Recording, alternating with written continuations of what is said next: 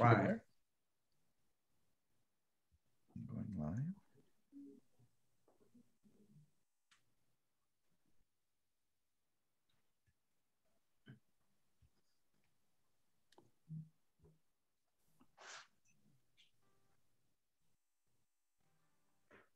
Okay. I'm not sure. Are you? It's recording, but I don't know if it's sharing. So we'll just we'll begin. Welcome to Teaching Peace. This series of conversations is the result of a collaboration between New York City Council of Mennonite Churches, Groundswell, and Brooklyn Peace Center. We begin each episode by acknowledging the land upon which these organizations sit. We recognize that we are located in Lenape-Hoking, the ancestral and unceded territory of the Lenape people. We acknowledge the Lenape community, their elders, both past and present, as well as future generations.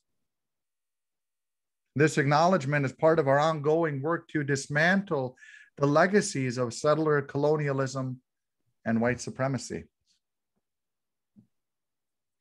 On Teaching Peace, we engage in conversation with clergy and clinicians, artists and activists, and community leaders and practitioners to explore various pedagogies of peace building from across disciplines and socioeconomic and geographic contexts. In this, our second season, we are in conversation with leaders of peace centers from around the world, including Los Angeles, Belfast, Quito, and Cape Town. My name is Jason Storbakken. I serve as pastor at Manhattan Mennonite and as co-director of Brooklyn Peace Center. Thank you, Jason. And I am Addie Banks, Jason's co-host today. And I am a former pastor for over 35 years. And today I serve as the executive director and founder of the Groundswell Group, a peace and justice resource center in the Northwest Bronx. And we were established to strengthen the Anabaptist peace witness in New York City. We have birthed several other programs as a result of that around prevention and peace building. And the biggest one is WEPA. We engage in prevention awareness, and that's around violence prevention and substance abuse and the kinds of things that would engage young people. So today we are honored to welcome to the podcast our brother from South Africa. This is really our first time going international. And so in this episode of Teaching Peace, we are in conversation with Oscar Nceba Siwali. Oscar is a conflict resolution specialist by trade and founder and director of SADRA, the Southern African Development and Reconstruction Agency. Oscar, we are so honored to have you today with us on Teaching Peace. We always start with this question. Considering the context of your life and work, and in particular, in this season in which we are now living, how do you define peace? It's a very difficult reflection, I must say, at this time. What stands out the most for me is a sentence that I picked up some years ago from Thomas Merton. And if you don't mind, I would love to share your screen and show you this sentence because I've written it down so that you can see that. Yes, please do. Merton is one of my early mentors. I wrote a whole theory. So right there, this for me is what really defines peace. And there's some important words here that it is a difficult thing to do. I think that's what really stands out. Initially, I didn't think that Merton was right. I thought he was crazy. What could be difficult about peace? But I think as I grow older, I just realize that it's really, really difficult. Not only is it difficult, it requires a lot of sacrifice. And I have learned in this organization that if you are going to build peace, you need to be really sacrificing. I mean, resource-wise, there's not much money, especially in our country, that goes into peace building. And one of the things that I find a major challenge is that even though we come from a post-colonial era, even though we come from a post-apartheid era, there isn't a strong focus on thinking about peace and peace building as an important task at this time. And the reason for that is that everybody knows that we've had Nelson Mandela, we've had the great Archbishop Tutu, and so peace is something that we should be having. And so how do you define peace in an environment that is not peaceful, that most people expect to be peaceful? And so that's where my dilemma then comes in, is that it's not necessarily the absence of or the absence of violence and being in a peaceful environment, but it's a journey. I think that's the word that I've settled for. Having reflected on Thomas Merton, I think I'm settling for peace being a journey, a long journey, if you will. And so I'm on that journey, and it's a difficult, bumpy journey of hard work. And I'll reflect a little bit more as we go along, but let me stop there for now. Thank you, Oscar. And thank you for joining us in this conversation. I'm going to read this definition by Thomas Merton for our podcasters who are listening out there. If this task of building a peaceful world is the most important task of our time, it is also the most difficult. It will, in fact, require far more discipline, more sacrifice, more planning, more thought, more cooperation, and more heroism than ever war demanded. Simply powerful. Can you imagine that? Oh my goodness, it's hard to almost. We're living in it, Oscar. We're living in it. It's the same thing in America, the great America. Peace entities don't get funding, and we can even lose our 501c3s if there's a particular war, and we're trying to go against that. So we're in the same kind of situation in many ways. I mean, especially here as an African American living in America today, Black Lives Matter is for some people cause for war, and I don't mean the Black folks. So we are living in those conditions. Yeah.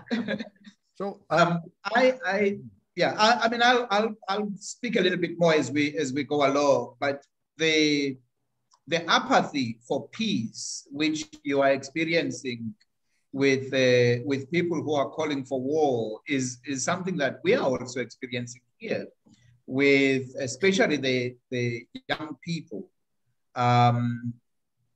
being tired of peace and the language of peace. And the challenge that we have as a country is that we haven't really been to war. And that's something that some people tend to miss, that we went into a peace and reconciliation strategy with our forefathers. And that has set us up in a situation where we are meant to have peace, but not yet. And the peace we have has benefited some and many not. And so how do you call it peace then, when it is beneficial to some and a loss to the majority of the people? And I guess that's the challenge that we face in how we define peace here in the South. Let me stop there. So a follow-up question to how do you define peace is, how do you understand enemy? I find that to be a very difficult question to answer, Jason. I think in some of the readings that I've looked at in the past, is that you have to objectify a person in order to declare them an enemy. And it has to be somebody that you're not willing to build with, that you have to declare an enemy. And for me, as a pastor, as a church leader, as a peace builder, it does become very difficult to get to a point where I can declare somebody an enemy. And so I see an enemy as somebody that I have an opportunity to build with. And this takes me back again to Merton, because it's hard work. I have to sacrifice myself at times, my egos at times, in order to reach out to that person and engage the person who may not be interested in engaging. But in order for us to share this little rock that we find ourselves on, the little corner in the south that we find ourselves in, we have to find each other in one way or another. We have our office in a very interesting place in Somerset West, where, I mean, we're surrounded by rich white folk, and the statistics here will tell you that. And yet we are this little organization that goes out to work with the poor. And often you're going out for lunch or something and you bump into somebody who has no care whatsoever about the plight of the poor, the challenges of the poor, the needs that arises in a country where there is peace building to be done. And sometimes you might get frustrated, but then you realize that the person does not know anything. They are not just being ignorant, but they really don't know much. Yeah. And often it takes the journey to turn what could have been an enemy into a great friend that you walk with along the way. And I find that very, very often that it's very difficult to label somebody an enemy, because that person might as well become your greatest strength and a help in the work that you are doing. I have found that many times. Thank you, Oscar. Thank you, Oscar. You have said a little bit about this question already, but can you say more about where you do your work? So I wanted to show you a little bit of a slide there, because I thought even as I pronounce the names, you might not hear me properly. So if you go back into the sharing slide, I'll show you it's not the places, it's just the names, so that as I try to pronounce, you're not struggling to hear Oscar, I think my pronunciation of the words. You're the most prepared guest I think we've had. Oscar. Oh, come on, Wonderful. The visuals of this are going to be amazing, Oscar. Thank you. We'll use it. No, it's not I thought it's because I tend to pronounce words very differently, and people get lost sometimes in my pronunciation. So this works a little bit better for me. So I mean, one is that obviously we work here in South Africa, where we are based, and currently we're working in 4 provinces, call them states, and we have 9 of those. So we sort of prodding along. Some of the challenges that we're facing here, if you look in the red, we have upcoming elections in October, and these are local government elections. And so that brings a lot of conflict when you're talking about local government elections, as they are contested in local communities. And so that's something that we get busy with, and I'll say something later on about that. We have racial tensions, believe it or not, and that is something that we continuously monitor and continuously discuss as we go along. Yesterday we had the former president arrested, and that's also Jacob Zuma. looking like something that could spark some violence. And so we monitoring it as an organization that works with communities and that looks for opportunities to build bridges. That's something that we are monitoring. The third wave of COVID and the elections is a mixture of things that we don't know yet what impact it's going to have. There is a commission at the moment to look at the possibility of postponing elections. But I mean, you will know that that's not easy when some people actually are looking forward to being voted in. So those are some of the challenges that we face right now here in South Africa. In Eswatini, which is another country where we have some work, it's a neighboring country, and there are protests at the moment against the king. And Eswatini is known as the country with the last monarch in Africa.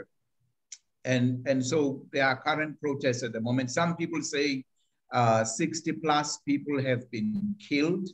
And the opposition parties are highlighting issues of poverty.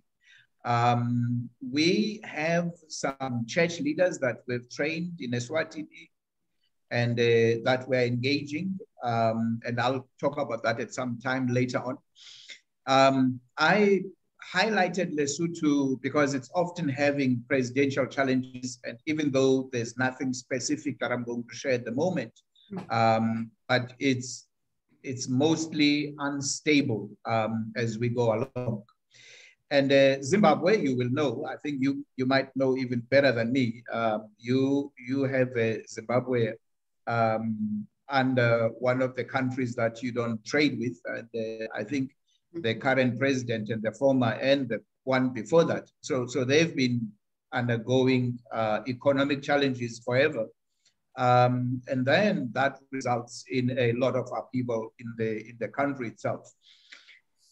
Malawi has had elections during COVID, and it's progressing very well. So these are some of the countries where we do some work, and our focus, as you will know, is strongly around the training of church leadership.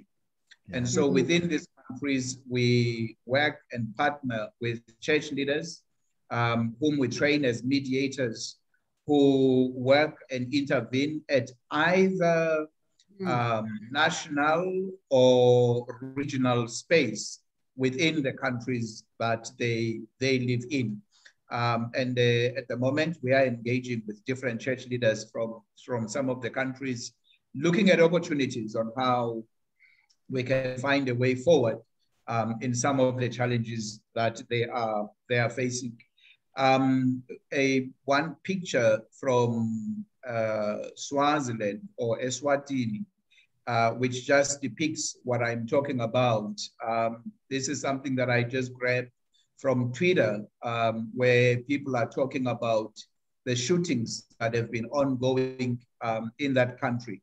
And this is a small country of about 1.3 million people. So it's not like it's a huge country that we're talking about. If you're looking at this post on Twitter, it says shots, Swazis by the army and police, the midst of protests. They are pleading for blood donations, as most of them had to do operations to remove the bullets in their bodies. And so this has been highlighted to go out into different structures.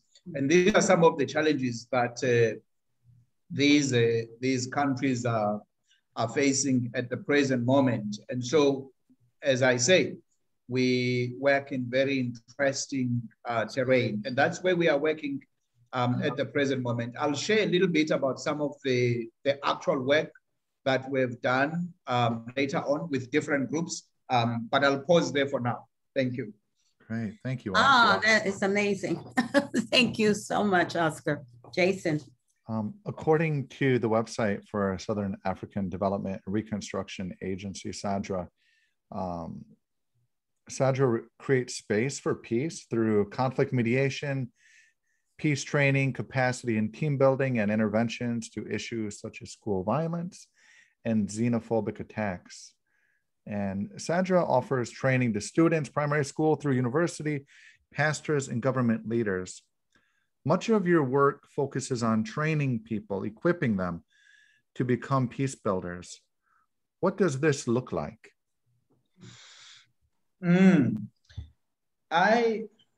I take this, Jason and Eddie, as planting seeds.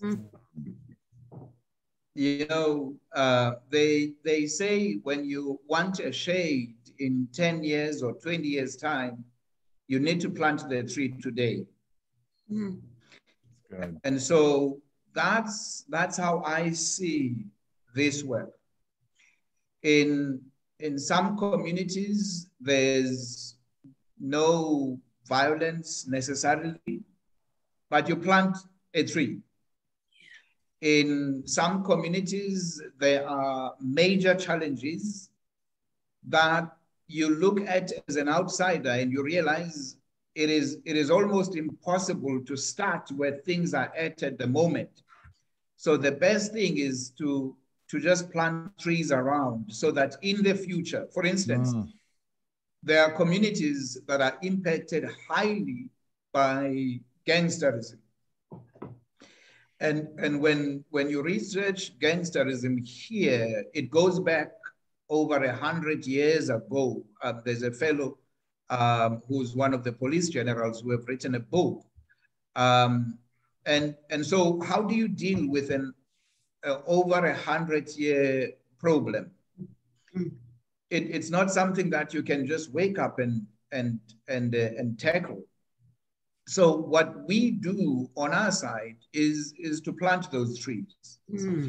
In one community that I work in, the vision that I have is a 10-year vision of having within 10 years, about 500, 600 young people that I would have trained as mediators, peace builders. I was talking to somebody the other day saying, I have already seen, I mean, this is our 3rd year in that community. I have already seen some fruits where principals of schools have seen the difference from the young people that we've trained. But I've also seen some of the young people that we've trained joining gangs. And I have said to people, I'm fascinated and looking forward to seeing what kind of gangster this is going to be who has peace building skills. Yes. Wow. Right.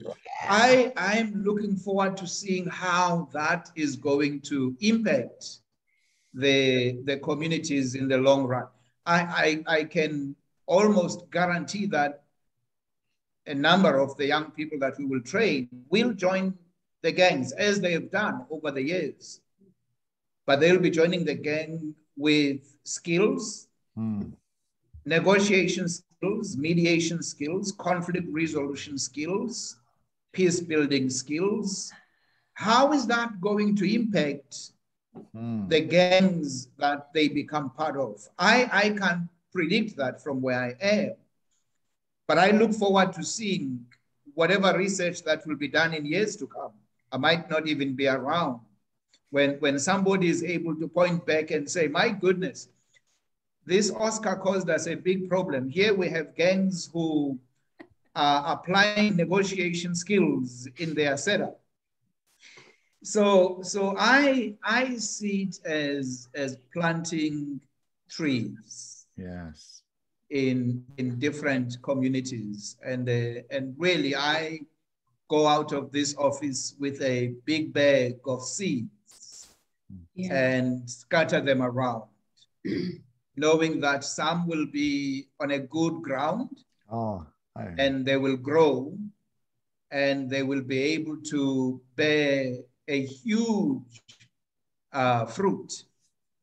And some will fall on the rock. Yeah. And I've seen that. I mean, I've seen situations where out of 30 people that I train, only 2 become active in pursuing peace and impacting their community.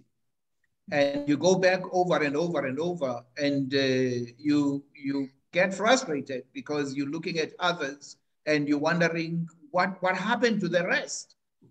And so it's hard work, but the sower has to go out, and daily he has to spread the seed over the ground and see what's going to grow as time goes on. So that will be my reflection around the question of going out into communities. Oscar, that is such a powerful image that I'm going to hold with the sower and the seed. And I suspect that some of that seed just goes out into the wind and you don't know what ground it's going to go on. But that's a powerful vision for us to hold. It's such a hopeful vision to see the gains. And it makes us think differently about where we're putting those seeds intentionally, because that's a seed that went to the wind, but I'm looking forward to the possibilities of that. Oscar, a lot of what you have shared with us allows us to see the trauma that is occurring in South Africa. What's the role of trauma healing among the communities that you serve? And I do believe that your work is healing. This is very difficult because I mean the little bit that we do doesn't deal with the generational trauma that exists in our country, and in various ways. And I believe that I wrote a newspaper article at some time about the trauma that was brought by those who came to colonize us. They brought their own trauma. Yeah. They traumatized those that they found here. And that legacy of trauma continues. And it's been multiplied over the years. And it's now included your gender-based violence, issues of femicide, these issues of racism, these issues of xenophobia, and high levels of violence. And when you look at it, it's almost multifold, if you want to call it like that. And so as much as in most of the workshops that we do, there is a level of reflection and healing that takes place, it's not to the level that I would like to see it. For instance, a few weeks ago, we took a group of women, and the idea, I think I've got a picture here of this group that we took, and really the idea was to reflect on. I just want to get to that picture quickly. The idea was to reflect on the challenges that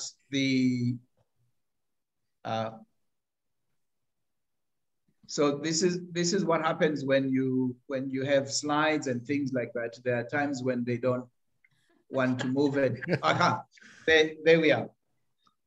So we had this group of women. This is 2 weeks ago. Wow. Just before the country was closed down.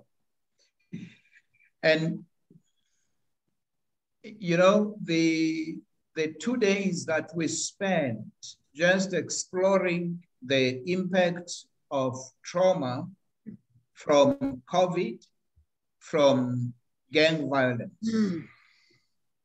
You are amazed that people live in that kind of environment on day-to-day basis, and that women still find a way to make a home, still find a way to work. I mean, these are community leaders, to work and engage and build a community. And so whilst we may offer some level of trauma healing and exercises that deal with self-care, I believe there is very deep work that is needed, work that we probably are not only not offering, but we may not be able to offer, that we depend on other organizations to be able to do so. And there are organizations that do work, good work on trauma healing, that work with communities.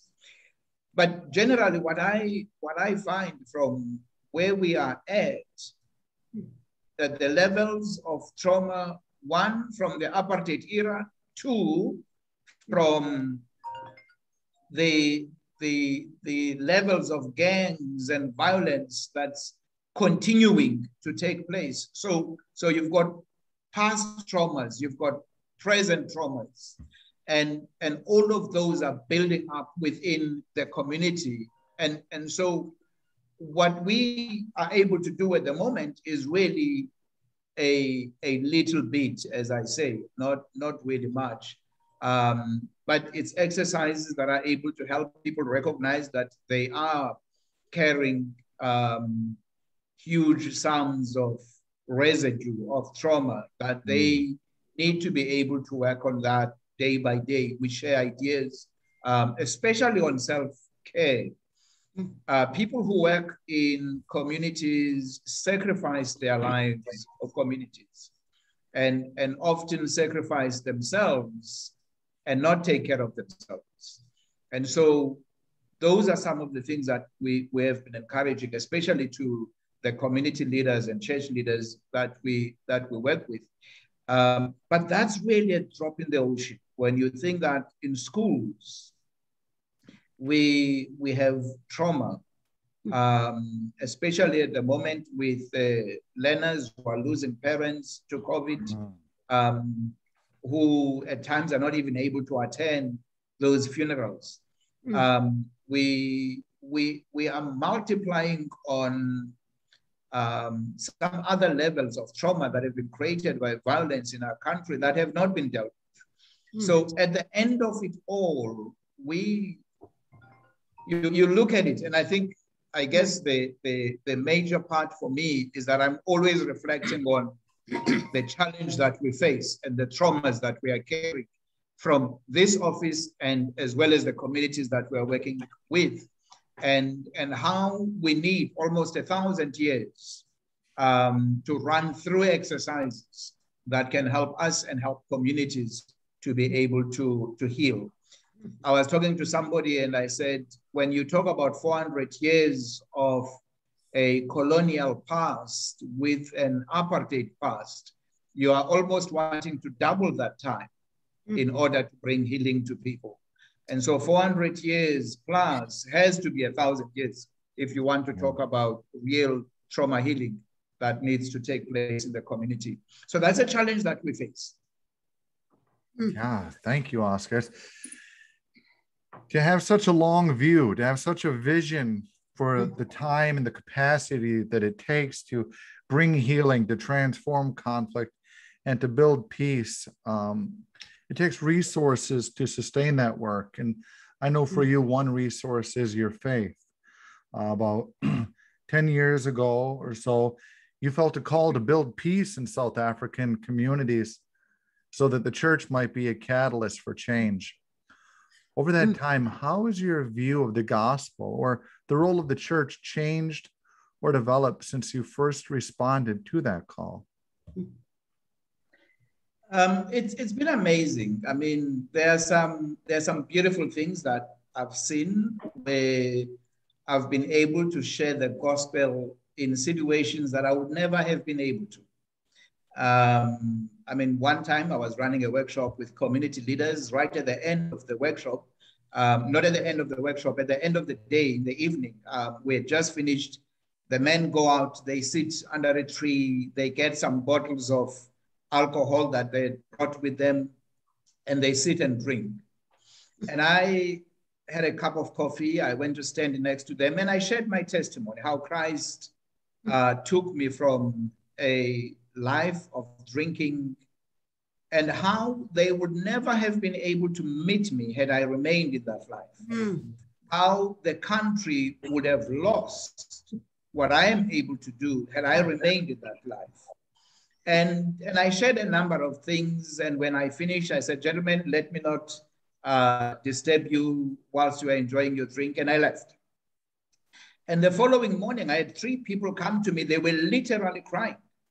And one of the guys said to me, you know, the glass that I had in my hand when you were talking, I never drank it. I still, and they were crying. And we prayed, they accepted Christ.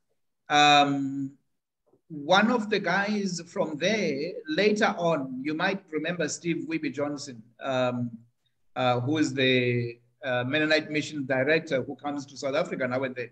Because when he came, I was then invited at the church where I had referred this man, and he wanted to marry the woman that he had been living with. And there I was conducting a wedding, from sharing the gospel, from a conflict resolution skills workshop.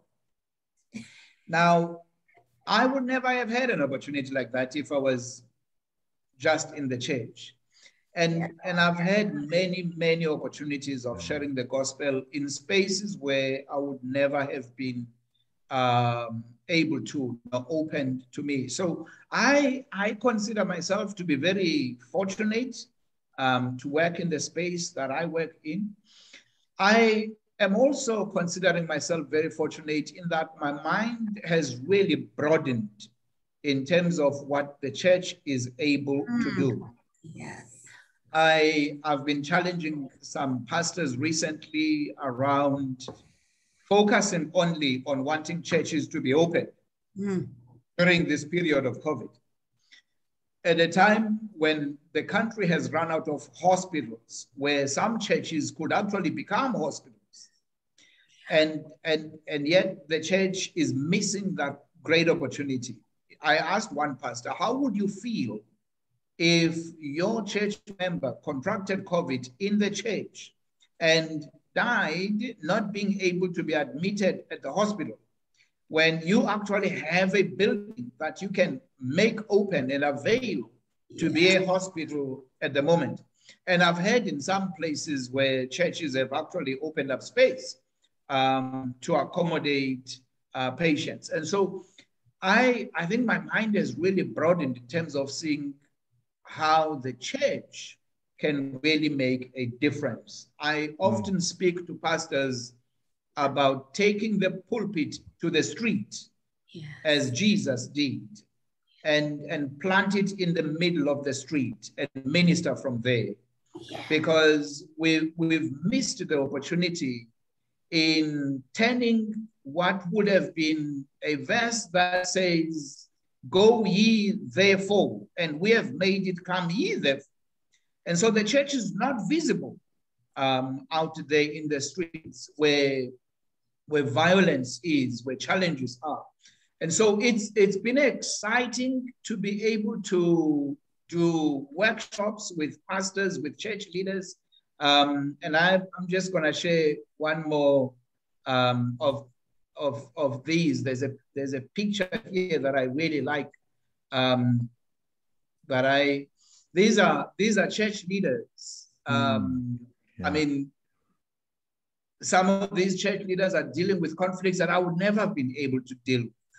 And the excitement that I got from them as I was training them is the ability to go to their communities, not just carrying the Bible, but being able to live the message of peace and to be able to make a difference. And so that for me, and this would be your favorite picture right here, because this training I did in April at the prison where Mandela spent his last years before he was released.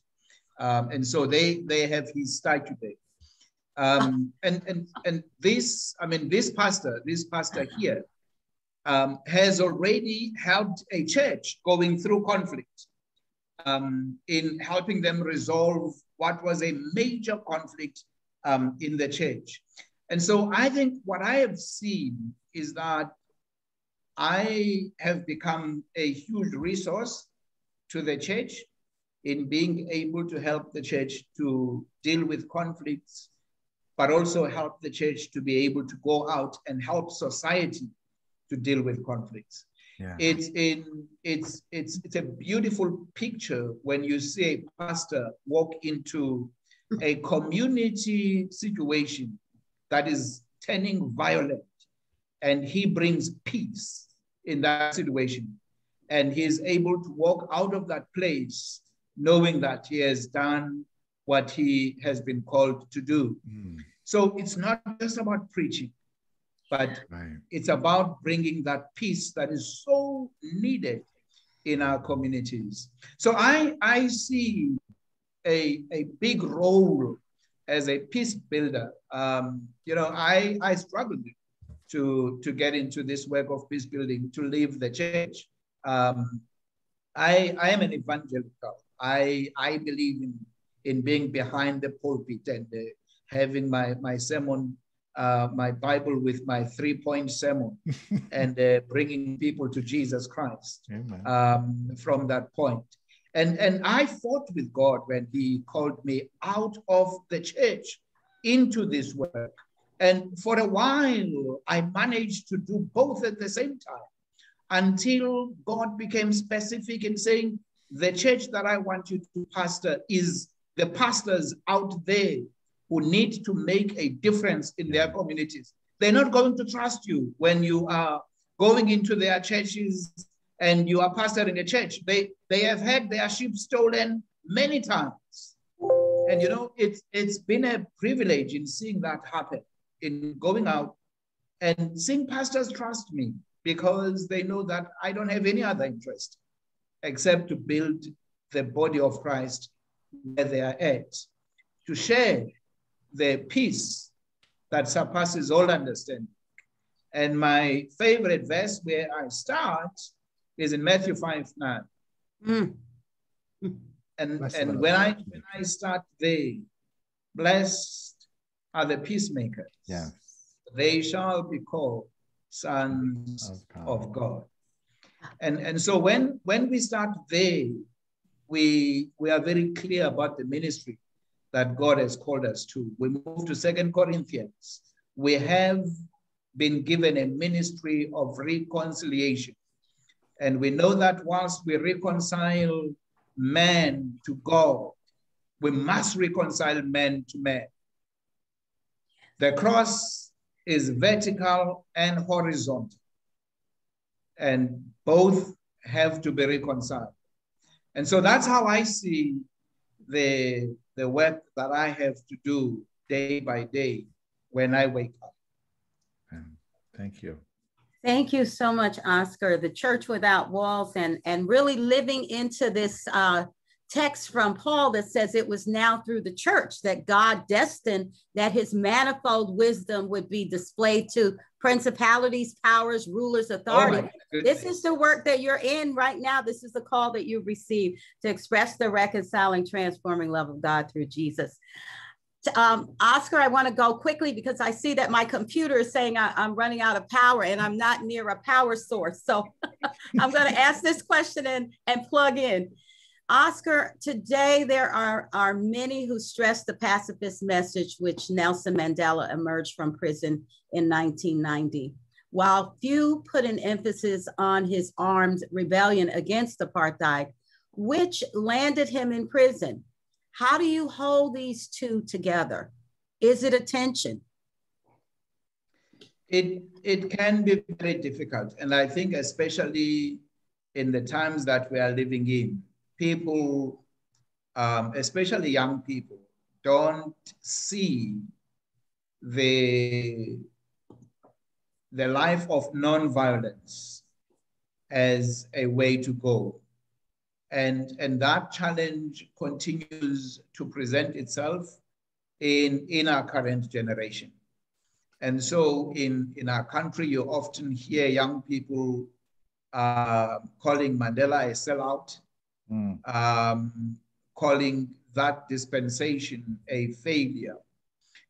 But I think there's something huge to learn in that the gains from that transition and from the period and the negotiations that he took the country to is something that will continue to be manifest in this country. It's not a one-day thing. It's going to be needing work as we go along. And so you continue to sit with the question of how best to bring about peace in the society that we live in. And the only way is really to plant the nonviolence and peace as a way of life. And I think if we can do that, we will see generations of people who will build peace. I think our world has not focused as much as it can on the notion of peace building. I think there is a huge need to raise that banner of peace building and to build a little bit more. I think that's the only way that's going to take us to where we need to be. So that's what I would see. I don't see the failure that most people tend to associate with the approach. And I believe even you in America, you have that challenge where people will often look at Martin Luther King as having been a failure in nonviolence. And I've often heard people say, so where did nonviolence get him? He got shot. As if violence would do something better. As if we could get somewhere if we all used violence. And I think we have seen the seeds of violence. They have not yielded anything anyway.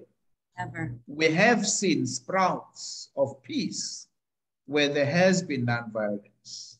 And that's something that we can work on. That's something that we can build on. It's hard work. Violence is very easy.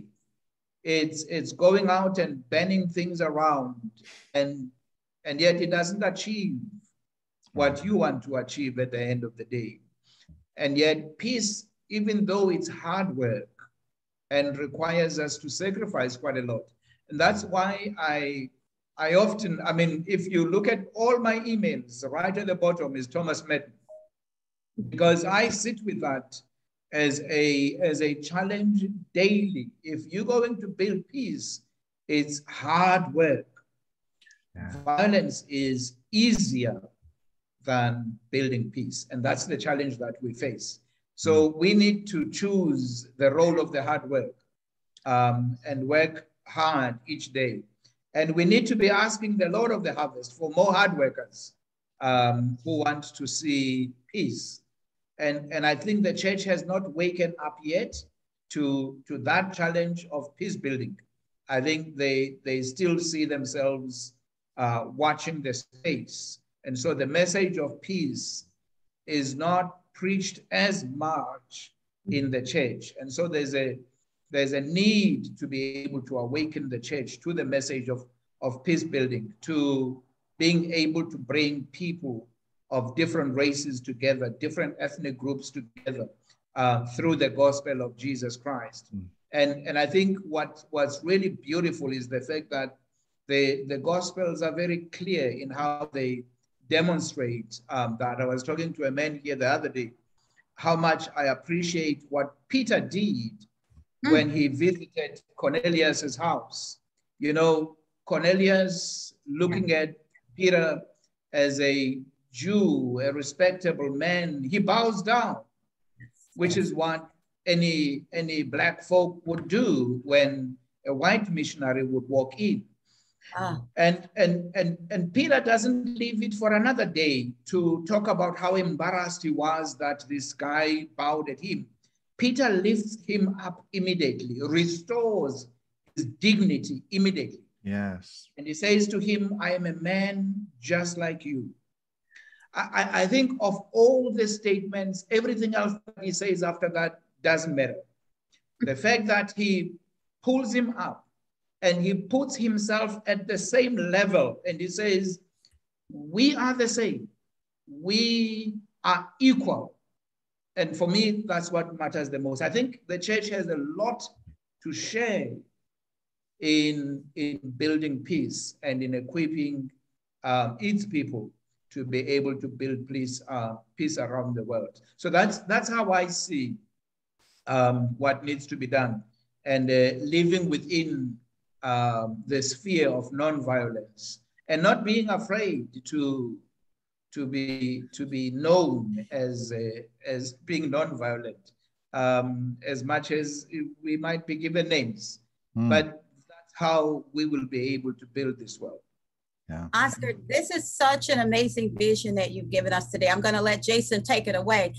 I just want to say that this has been such an illustration of the salvific message, that this peace part that is so sacrificial is part of our transformation. We have all these visions about the cross, but we never put this piece in there. So I just want to thank you for that. Just this message of the transforming power of being a peace builder, because it transforms us. It's part of our salvation. It's part of how we become healed. Jason. Oscar, thank you. My last question for you is, this work is very difficult sometimes. There's wounds and trauma that we're seeking to be a vessel of healing and transformation toward. So in this work, what is the joyful thing, or what provides you with joy to sustain you through this work? It's people. It's finding people that can bring that joy. I have people that I go to when I feel down and out and completely beaten. And they will remind me about the period when I was at the mountain. And they will talk about all those things that I have achieved. And that somehow reminds me that there is good work that's happening, even though I might not be seeing it at that particular moment. And so I have surrounded myself with good people who are able to do that to me. My wife also does that quite a lot. She bears the responsibility when I get home and I can't find funding, I can't pay salaries, I can't do this. And she's able to say, you know, God has never abandoned you. Since the day he called you, he promised that he'll provide, and he has. Yeah. And come, let's pray and let's trust him once again. And so that has really, really kept me going in difficult times. And there are difficult times, they do come. And so having those people that sometimes you call. I mean, sometimes I don't even know what to say. I have a fellow that I called the other day and I said to him, you know, I know when I quoted a number of verses and I said, This is what I'm sitting with. This is what I know that God is able to do. But right now I'm facing a situation where I need this amount of money, and it's not there with all the verses that I know. It's very real. And he said, you know, you've always shared with me great testimonies, and I know even this one will turn to a great testimony, and I can't wait to hear you share the testimony with me. And he prayed for me, and that was it. And in 3 days' time, I called him with a great testimony. So having those people is always helpful for me, and I guess that's what really keeps me going. Maybe one thing that I can share is, I mean, when I started this work, Jason and Eddie, I had a number of folks share prophecies that the Lord had laid in their hearts for me. Mm. I had read a number of verses that promised me about how God was going to take care of everything in the future. So I had prophecies, I had the word of God, and so I carry those with me. When it gets very, very difficult, I have to take myself back 8 years ago and remember what God said. And remember that that's what I'm supposed to be looking at right now, even as I face whatever challenge, to remember that he had made promises. And up to now, I just can't remember the verse at the moment that I often like to reflect on, that God, who has been so faithful and true in the past, you just have to look at what he has done to be able to know that even tomorrow he's going to continue to do what he has done. So that's really what carries me through. Does it get tough? It does get tough. And I mean, there are times when you're not able to see how next week is going to be, how next month is going to be. I was telling my treasurer here, we had a deficit, and he was asking, so why plan when you can actually wait a little bit until you have enough money? And I'm saying to him, you know, if we waited, we would never plant. And so we plan. True. We plan as if the money is going to be there. We get people to organize. Yes, call those things that are not as though they are. This is the faith piece. You've given us such a great foundation for joy, my brother. Yeah, so yeah, that's the business. That's what keeps us going, man, Jason. Thank you. It reminds me of that song, especially when you're talking about your sisters and brothers in Christ who encourage you. It reminds me of the hymn, "What a fellowship, what a joy divine." How we hold each other, encourage each other, sometimes kind of provide a little reproof on occasion as well, but ultimately to build one another in the faith. And to take the words of prophecy over our lives seriously, because they will be that foundation which will rest on later. Stand on those promises. Word, community, spirit, faith, joyful. Jason, Yes, thank you, Oscar. Great. Thank you so much. I thank you for the opportunity to share together. And I trust that your people will be blessed as much as I have enjoyed the time together. Amen. And I think Addie has the last lightning round of questions. Okay. Thank you so much, Oscar. This has been such an inspirational time. So we've had some meaningful and robust conversations, some joy for the journey, and we like to finish with a personal note. So let's do a lightning round, and this is an either or, so we can learn a little bit more about Oscar. So on time or early? Oscar, are you on time or early? Often a little bit early. Okay. Tea or coffee? Coffee, definitely. Novel or movie? It's gonna be movie. Ocean or mountains? That one is a difficult one. I've always lived around the ocean, but I love mountains. Big party or small gathering? Small gathering, definitely. Sweet or salty? Sweet. In transit, music or podcasts? Music. Singing or dancing? I love dancing. I can't sing. That was the unfortunate part. Thank you, my brother.